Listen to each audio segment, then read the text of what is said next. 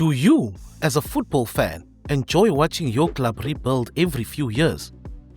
Every club talks about rebuilding, but no two rebuilds mean the same thing. For some clubs, it's about football. For others, it's about money. The truth is, rebuilding isn't a choice. It's inevitable. The problem is, your club might not be rebuilding with you in mind. Let's get into it. When the Bluco Group bought Chelsea Football Club for £4.25 billion in May 2022, fans were cautious, but not alarmed.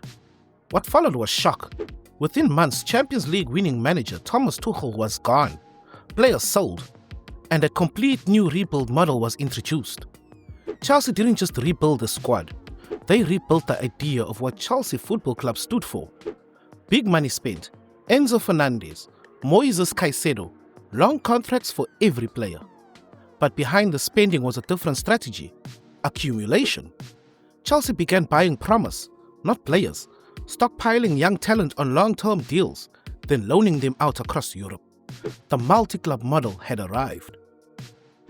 Graham Potter was chosen to lead this rebuild, not because of trophies, but because of process. Brighton had a system, Chelsea wanted one too. But 5 months later, Potter was gone. No system, no identity, no patience. Since then, Chelsea have gone through 5 coaches in 3 years. Their highest league finish in that time?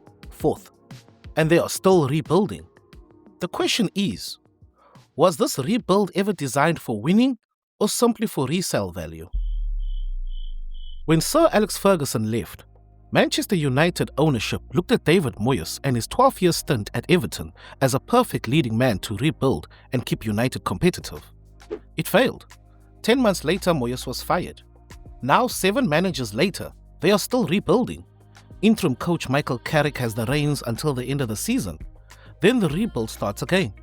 Unlike Chelsea, where fans and onlookers now know that Chelsea are now a feeder club, United keeps lying and moving the goalpost. They don't seem to know what kind of club they want to be. They buy young players, but room for growth and player management is non-existent. And Ahmed Diallo's are turning into Jadon Sancho's and Kobbie Mainoo's. Talented players arrive, stagnate, and leave unchanged or worse. The rebuild never settles because the club itself doesn't know what it's rebuilding towards. Chelsea rebuilds like a corporation. Manchester United rebuilds like a memory. And when a club is trying to protect its past instead of design its future, every rebuild becomes short-term.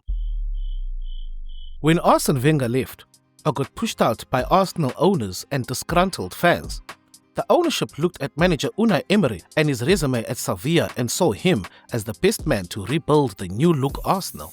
In his first season, Emery's Arsenal finished 5th in the league and reached the finals in the Europa League. A year later, Emery would be fired. Now they had to rebuild the rebuild. Trust the process became the coping mantra for Arsenal fans. Until Mikel Arteta arrived in 2020, he seemed to have a set plan for Arsenal. Underperforming stars? Sell. Expensive big names? Sold. The owners trusted Arteta to make the decisions. And right now Arsenal are top, and in my opinion, they are going to win the Premier League. Arsenal proved one uncomfortable truth. Rebuilds don't fail because of time. They fail because clubs don't respect time. So when your club says it's rebuilding, ask one question: are they rebuilding a future or just buying time?